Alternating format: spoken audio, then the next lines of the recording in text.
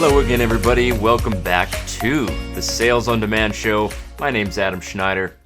This is episode 139, and I'm calling it Cancel All the Debt. Yeah, we're going to talk about debt today. This is a little bit of a different episode than I don't know. I say that a lot, so maybe this is just how this podcast is going now, is that I talk about more broad topics. But I this is important. This is really important. We need to talk about debt. We need to talk about debt, how it relates to business, and, student loan debt, all that kind of stuff. And we should cancel it all. Cancel all the debt. So anyway, I'm trying to enjoy the last fleeting days of summer before the end. More or less unsuccessfully. Yeah.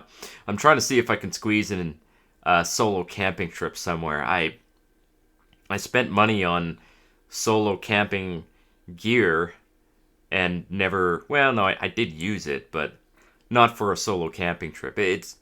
I wanted to go on a solo camping trip so bad, and it's hard because you got to basically take more than 24 hours, and you just disconnect it. But I need it. I really need it. And I also wanted to report on. You probably heard about my quitting eating sugar thing. I just wanted to tell you how that played out, and the results. I was very pleased with the results. So for 30 days, I went sugar-free. Not carb-free. I had a bunch of people ask me, "Oh, are you cutting carbs and bread?" And I'm like, "No, not really." I mean, I need a lot of energy because I am running. I'm training for a marathon. So I can't just cut out, the most, vital sources of energy, but I am significantly restricting the sugar, or at least I was. And the results were good. I really don't crave sugar anymore, and I lost 13 pounds, which I wasn't really significantly overweight. I was a little bit higher weight than I wanted, and it was more about just better performance on the trail, on the road, than it was about losing weight. I mean, if you saw me, you would probably say that I'm average build. I'm not super tall, of course. I'm only 5'7", and I'm 175 pounds now. So, I'm happy with the results. I'm probably going to do this more often, and I do recommend it. It was, honestly, it wasn't as hard as I thought it was going to be. The only difficulty is mental. I didn't really have, super duper cravings. Every once in a while you have a craving. It's kind of like quitting smoking, but not nearly as bad. And also, when you quit eating sugar for a little while, it's not like it's not permanent. You know that you're going to someday have some sugar again. And then there's always fruit. So I was having fruit, and that was good. I enjoy fruit. I love fruit. And so, pop a couple cherries in there. Cherries are pretty sweet, but, a couple of cherries really takes the edge off any cravings that you might have. And after a while, it got to the point where if I was craving sugar, I didn't want anything else but fruit. If you offered me a slice of cake, I would say, nah, I'm good. I just want, a handful of blueberries or something like that. So, pretty happy with the results. Highly recommend it. Going on a sugar fast for 30 days. Try not eating sugar for the first 3 days, just to really cut it out of your taste buds, and then eat small amounts of fruit every now and then on the rest of the 30 days. And that should give you pretty good results. You might be amazed at how quickly you will lose weight on this versus any other type of diet. I mean, I don't know if everybody will lose weight on this. I'm not a dietitian or anything, but worked quite well for me. All right. So, everybody's talking about student loan debt cancellation because Joe Biden came out a few days ago and said, "Oh, we're canceling the first 10,000 blah, blah, blah, blah, blah." Nobody understood what he said past the first bit, but apparently he was saying that they're going to cancel $10,000 worth of student loan debt. And people have been howling about this for, I don't know, a decade at least. They wanted student loan debt cancellation, and I don't blame them for. I love nothing is better in life than free money. And if I knew that I could get free money by screaming at the top of my lungs, that would certainly be an incentive to scream at the top of my lungs. Now, I will get into the whole college thing and what I think about it, and then we'll talk about debt in general. But first of all, I don't even know if this is constitutional, and I don't know if that even matters anymore. Can the president just unilaterally declare that $300 billion worth of debt is canceled? Does the United States not have a Congress anymore? I'm not sure I understand how that works. Can someone explain that? How one person... I thought we did away with the monarchy. I'm pretty sure I remember hearing that the United States fought a war to not be a monarchy. So I don't know. Maybe I missed something. Maybe we're talking about a different country. The United States of South Africa or something. Maybe they fought the war. But I don't know. Looks like the president is literally the king, and he can just declare loans to be void. So that's interesting. But apart from that, let's assume that it's constitutional. Well, what is the end result of this going to be? Well, do you guys know what incentives are? I mean, anybody listening to me, have you ever heard of the word incentive? It's a word that implies, affecting people's choices. So if you made cigarettes $10,000 a package, and you threatened to shoot anybody who was found smoking, which I don't know if those two things would go together, but let's say that they do. What do you think the incentive for smoking would be? Well, it would be less incentive to smoke. But if you paid people $10,000 to quit smoking, what do you think the incentives would be? Well, you might think that people would quit smoking, but actually what would happen is that people would be incentivized to start smoking and then get paid to quit. So you would actually get a reverse incentive on that. And that's exactly what happens when government guarantees loans for anything, is that whatever it is that you're trying to borrow money for becomes way more expensive. And I mean, this is a well-known phenomenon. It's a well-documented. We know that colleges have been getting expensive.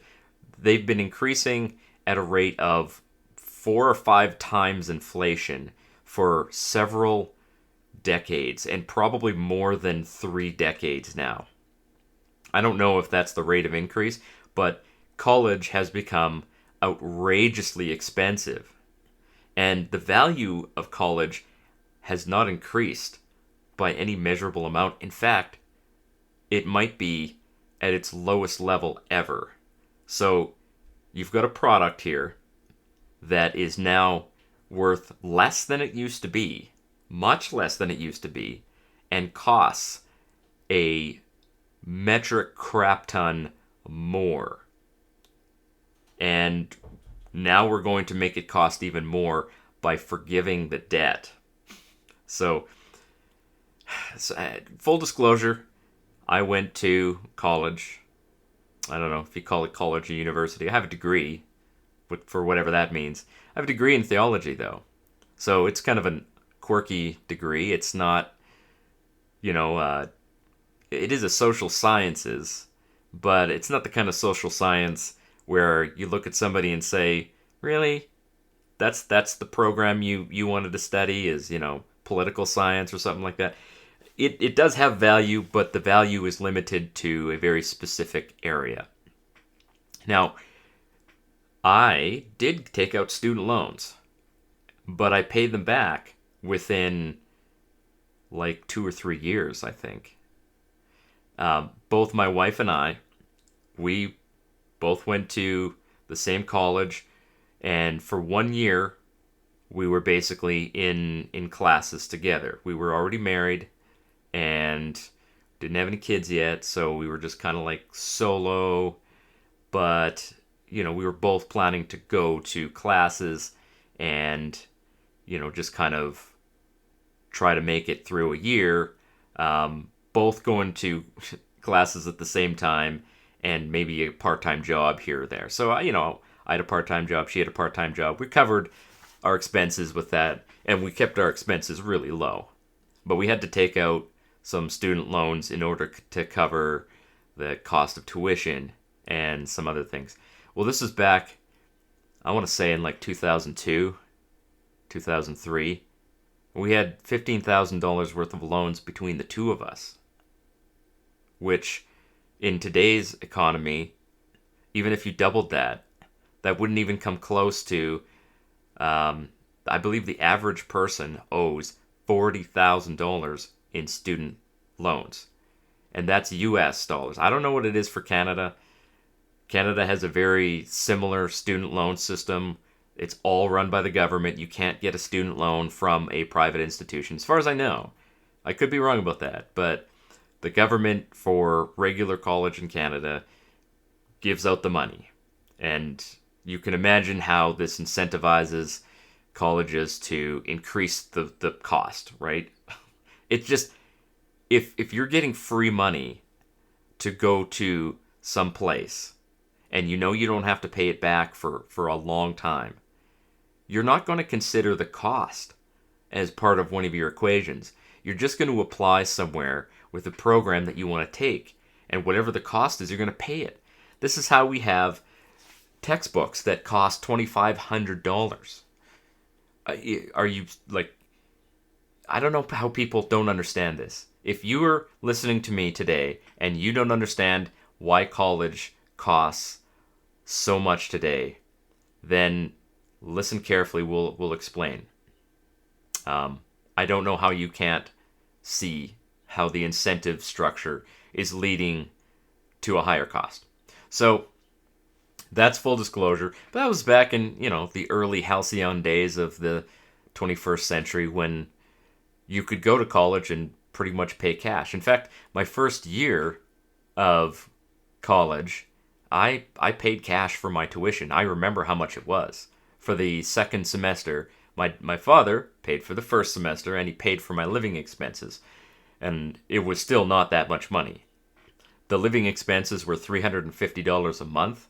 That was room and board, which is crazy. That's insanely, inexpensive. But this was a very small college, and they were running on a shoestring budget for sure. It was $1,250 for the second semester tuition, and I just basically took the money out of my bank account and paid it, and never even thought about it. And then the next semester, the following year I was married, and that's when we took out the student loans. But we paid the student loans off very quickly. Now, after all of that, I have a degree, and again, I was in the military, and the military gave me a little bit of money towards my degree. They ended up giving me, I think, like $4,000, and that helped. I mean, it didn't pay for all of it, but it was a pretty decent chunk of change. So, I did get a little bit of help, but not a ton. And the amount of help that I got probably wouldn't have made a huge difference if I hadn't received it. So, today, there's no way that you could just pay cash for university unless you have a lot of money. And college has become, and this is not just my opinion, this is just, smart people are saying this, and they're correct. College has become one of the biggest scams going. They tell you that you need to go because you'll earn more money. But what they don't tell you are two things. Number one, the money that you earn there's no guarantee. there's no guarantee that you're going to make more money, and you lose 4 years of income to go there. In fact, I think that I don't have this in front of me, but I believe somebody did the math and they've calculated that going to college, even though you might make more money after you get out, you're still behind. You're behind somebody who just goes and starts working a normal job that doesn't require college. And that's a scam. You wasted 4 years. I mean, maybe you partied for 4 years, and if you did, then you just paid, like $30,000 a year to party. Like, I can't think of a stupider thing that you could possibly do. And you might say, well, we need people going to college because we need doctors and lawyers and professionals. And, maybe we need doctors. I don't know if we need lawyers. But certainly, yes, we need engineers. We need people who are trained in biology, chemistry to invent things. Yeah, no, I totally agree. But even those fields are becoming debt traps. And I can't imagine if I'd gone to medical school, I will probably would be in debt still. I mean, honestly, I make more now than many doctors do. And that's just a wild fact. It's just weird for me to think about that. I'm earning well over $200,000 a year. And none of that is going to student loans. I don't have a Porsche. I don't have an airplane. I'm basically saving almost all of the money that I'm earning. Or, a decent amount of it. So even those STEM fields become debt traps.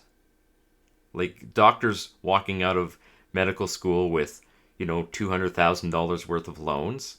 It's going to take a long time to pay that off. And then there's the interest on it. And the interest is what the real killer is. We'll talk about interest in a minute here. But I mean, this just can't continue. You can't keep doing this. And there is a maxim. There is something that's true. If something can't continue, then eventually it will stop. Right? Does that make sense? If it can't continue, then eventually it'll just not continue. And it'll either collapse or something else will happen. So I'm curious. I'll be interested to see what eventually happens. But I wanted to give you guys some Twitter quotes because nothing is more toxic than people on Twitter. Although only one of these Twitter quotes is stupid. The other two are pretty good. Yes, I somehow got myself back on Twitter. It's a funny story, actually. This is my 4th Twitter account, but it's actually the original account that I had from 12 years ago, and I just forgot about it. So I can go back and look 12 years ago. I was making these silly, goofy Twitter posts, and I just ignored my Twitter account. And now I'm back on Twitter, and I still have the same picture of me 12 years ago. And just a completely, I lost 3 Twitter accounts. So this is the 4th one, and I'm trying to keep it from getting suspended, but it's very hard because it's just a terrible platform.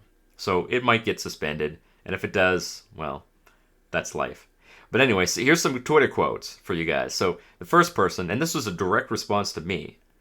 We're talking about a construction guy, and the context is that the people who are working in trades are going to be paying off the debt of the people who go to college. So if you are a welder, or you are a carpenter, or something like that, and you didn't get out a student loan, you are still paying the debt for people who go and get a degree in communications, or in political science, or in whatever stupid, useless, nonsensical thing that they're getting. And even if it's not a stupid, nonsensical degree, you're subsidizing people going to medical school or some other, they're going to be high paid people. These people are going to be very highly paid, and you're subsidizing that for them. So how do you feel about that? So here's a Twitter quote is, maybe construction guy should have went to college for a better paying job then. Okay, so let's just examine this at a superficial level, maybe. if every construction guy goes to college, who's going to be constructing things? Do we want roads? Do we like having houses? Do you like having cars that run? Then we need construction guys. And I'm obviously referring not to just construction guys, but everybody who does a difficult job that we work with your hands, where college just isn't that's not the pathway that you take for this. So that was probably the dumbest thing I've seen on Twitter today. It's early, so I'm not putting up my hopes that that's the dumbest thing I'm going to see all day, but that's the dumbest thing I've seen so far today. And the bar is set that, if you got something stupider than that, go for it. Fire away. So somebody believes that everybody should go to college and nobody should be in construction. Okay, cool. Now, a fellow named Maj Toure, who is a brilliant black man. He is the founder of Black Guns Matter and a libertarian. I don't know if he'd call himself a libertarian, but he had a great point here. He said, why not keep the loans but cancel the interest? And I'm like, oh, you know what? I can't dispute that. Why is the government charging interest on these loans? And I don't know what the interest rate is, but my understanding is that it's pretty high. I don't believe it's like 2%. I mean, 2% would be probably understandable because it keeps up with inflation, but I believe they're charging something like 8 or 9%, that's like credit card interest. Like, if that's true, and I don't know if it's true, but that's outrageous. That's predatory interest. I mean, in my opinion, all interest is predatory. I don't like interest, but if you're going to charge interest on a student loan, 8% is crazy. So cancel the interest, right? And if you've already, that's what keeps people in the trap, is that they're paying on the loan, but they're only paying the interest. So the principal of the loan is not going down. And that is a problem. That is a major problem. And here is the last quote from Twitter. And I can't remember who posted this, but I was in awe of this because just listen to it. All right. So this person said, I'm not actually worried about the cost of college because my son is 6'5", so he's going to get a women's basketball scholarship. I mean, chew on that for a second. That's stunning. Stunning and brave. 11 out of 10 for that tweet. Amazing, amazing. And maybe possibly true. But holy smokes, that one left me speechless for a good 30 seconds. And I was like, yeah, that's good. I love it. All right, so here's what I think about student loans. Should we make students pay back the loans? The current system is not working. It's garbage. It needs to be overhauled. So I definitely understand they're seeing that. They're like, okay, this isn't working. What are we going to do about it? Should we just cancel the debts, period? Well, maybe, but here's how you would do that. Number one, cancel the interest. Like, this is an obvious one, right? You should pay the money back that you borrowed, but why are we adding so much interest to these loans? Why is there, if it's 8%, why is there 8% interest being added to the loans? That's insane. That's literally insane. Now I don't know if it's the government putting out the loans. I believe it is. But if the government owns these loans, here's a way for the government to get out of the loan business. The government should not be in the loan business, period. End of discussion. Absolutely not. The government should not be making loans. They are terrible at it. The government should not be in charge of anything. If the government wants to be in charge of something, they can bid on the project like anyone else. They can just start a company called U.S. Federal Government, and they can bid on contracts. that the private marketplace puts out there, just like everybody else. Until they win the bid, they can do the job. So it's okay. Anyway, so number two thing is sell the loans. So the government can sell these loans to other private lenders, which I think they have done. And people buy loans all the time, right? It's actually a thing you can do. You can buy debt. Now, the thing about buying debt is it depends on your, like, if you don't think that the debt's going to be fully paid back, you might not offer the full value of the debt, right? So, for example, and some of you might not remember this, but 2008, the mortgage crisis, they were selling mortgage-backed securities, and I don't know, it got really complicated for a little while, and we found out that the mortgage system is just insanely overcomplicated, and companies are buying and selling these loans and telling the buyer that they're good loans, but really they're not. So here, we can sell these loans. We'll sell them to private lenders, and the private lenders are hoping to make the money back. So the private lenders can pursue the money from the student. Okay, so you offer the loans for sale. Maybe you don't get the full dollar amount. That's a possibility, but you're still getting some of the money back, and the taxpayer wouldn't be on the hook for that, or at least not for all of it. Okay, now here's the criteria around that, is that now these loans are just like any other loan. So the loans that exist today and any loan in the future will be no different than a car loan, a mortgage, meaning that you can bankrupt out of them. You can, make a deal. You can get out of your debt by declaring bankruptcy. And that's something that, I don't know if you guys know this, but you cannot bankrupt out of a student loan. You can't bankrupt out of two things, as far as I know. You can't bankrupt out of taxes, and you can't bankrupt out of student loans. You can't discharge them in bankruptcy. So you're stuck with them forever.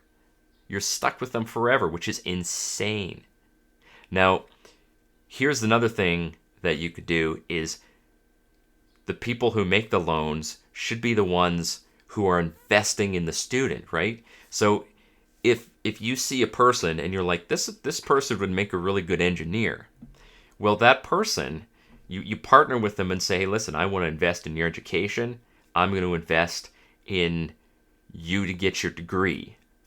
And then after that, you pay me 10% of your income for 5 to 10 years when you get a job, right? And then it's somebody's investing in the student rather than the student making the investment. And you might say, well, that sounds like a very strange system. It's actually very common.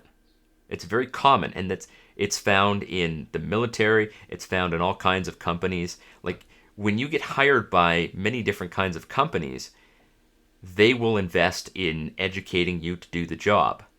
And in return, you sign a contract and say, I will work for you for how many days or how many years, right? So if you join the military, and it's not a great example because the military doesn't have a market-based pricing system. They just, they need doctors, right? So you can join the military as a doctor, and you basically will get your education for free. And in return, you have to give them 4 years of service at whatever the doctor pay rate is. And then after that, you're free to go, which actually is not a terrible way to get your education, except for the fact that it's being paid for by taxpayers. There's definitely it's not a market thing, so I don't support that. But you could have market, companies doing that same thing. So it's definitely not out of the realm of possibility. But I think this is just the beginning. Student loans are just one debt of many, and they need to be eradicated. We need to eradicate all debts. This is something, and I know that you're probably thinking, well, you're just basically giving these people a pass. I understand. I understand the idea that Eradicating debts will cause some havoc. And I don't know if I have a great solution for that. But the other solution is that the economy collapses. Is that a better solution? I don't know. So there's a concept of something called a jubilee. And I don't know if anybody's ever heard of this. This is not a very well-known concept, even amongst people who are Christians, because it comes directly from the Bible. I know I don't usually talk about the Bible here. I once in a while will bring something up, but this is a wise thing from the Bible, and maybe there's some people out there who are like, oh, well, talking to your sky daddy again. I only have this to say is, yeah, Sky Daddy knows what he's talking about, and I'm going to prove that to you. So in the Bible, you could not have a debt that lasted longer than 49 years. In fact, if you were loaning money, it was usually for a period of no more than 7 years. You could loan somebody money, but after 7 years, the debt was erased. And then every 7 years, so 49 years, 7 times 7, then basically all debts would be eradicated. And no more debt. So if you, and here's the thing, right? If you knew that your debts would be eradicated after 49 years, or 7 years in many cases, then you would not be likely to make loans that you knew would take more than 7 years to pay back. So the concept of a jubilee is basically a resetting of all of the debt. Now the thing is that then you've got to eradicate the systems that caused the debt in the first place. So you can't just eradicate the debt and then start racking it up again, because that's not going to work. But if you knew that every 49 years there would be a jubilee, then you would not, nobody would lend money to people who they knew couldn't pay it back, because you know that you're not going to get your money back. So that's kind of a way of basically keeping these debts under control. And the interesting side note here is that in the Bible, you could not sell land permanently, right? So I know there's a lot of people saying, oh, these foreign interests and big companies are buying up land. Well, they wouldn't be able to do that because land could not be sold permanently. It was always owned in the family. You could rent it out. And basically every 7 years it would reset again. So you couldn't sell your land. You could rent it out and say, okay, I'm renting you this field for 2 years because the land Sabbath is in another 2 years, and that's when the land reverts back to me. So land was not permanently sold in the Bible. I like that system. Now, I don't know how that would work in today's economy. We have a much larger country, but that definitely would benefit people, because then you would always own something, and you couldn't permanently sell the thing that brought you the most wealth. So anyway, now, here's the bottom line here. This is a business podcast, so we got to tie it in to business somehow. Your education is not going to save you from the system collapsing. Now, when I say the system collapsing, I'm not talking about a fallout, nuclear apocalypse, zombie apocalypse type of thing. Collapse can be a long process of just steady degrading. And oftentimes it's not, but oftentimes it is. So if you look at the country today, and I'm talking about US and Canada, you'll see that the standard of living is declining. We are in the middle of a very slow, but definitely it's there. We are in the middle of a collapse. And it's a very slow collapse, but it is a collapse. Now, collapse doesn't mean everything goes away and everybody dies, right? If you look at countries that collapsed, like the Roman Empire collapsed, I mean, the land didn't, fall into the center of the earth. There's still people living there today. Rome is now Italy, and there's still Italians there. So even though the empire collapsed, the people there still carried on, doing business, and maybe some of them died. Maybe there was a war or something like that. But human life didn't cease to exist in those areas. So even if the system collapses, you're still going to be there. At least I was assume so. And if you're concerned about that, you should probably take some steps to make sure that you have a little bit of food, that you have some shelter, that you have things that you'll need if you can't get it for a little while. Aside from that, you should also be prepared to run a business, right? Because if there's some kind of collapse and you have a degree in underwater basket weaving, that's not going to benefit you. That's not in any way, shape, or form going to give you any kind of long-term benefit. However, if you've got something that's earning you money, like a print-on-demand business, or really any kind of business that you've built up on the side, that might end up being the only thing that keeps you afloat when, the collapse finally reaches its apex.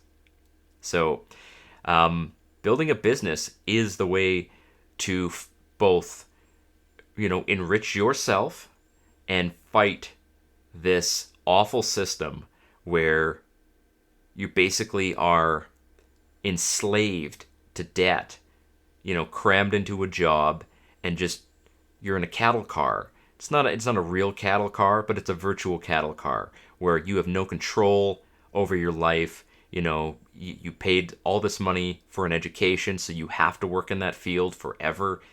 That, I don't want to be part of that. There's only one way to fight that, and that is to take control of your income.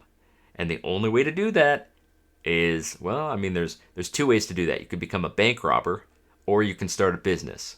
And I don't think bank robbery is a very long-term, proposition. I believe you probably do that once and you're done. So there you go. Start your business today. Invest your time in it, because it does take time to build a business. This is not something that you just wake up tomorrow and say, yeah, you know what? I'm going to build a business today and, I should be making $100,000 a year by the end of Christmas.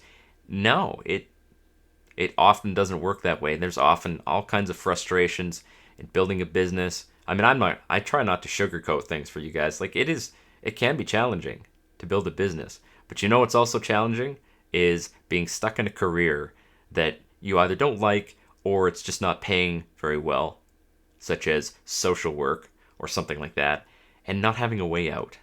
That's worse. At least this way, you're in charge of your destiny. So get out there, run a business, and you can do that by joining my free training program. I have a 5-video series training program to teach you how to open up your own Etsy shop and start selling print on demand. You'll find that at salesondemandshow.com/start. So go ahead and do that, and we'll see you guys next week. Cheers.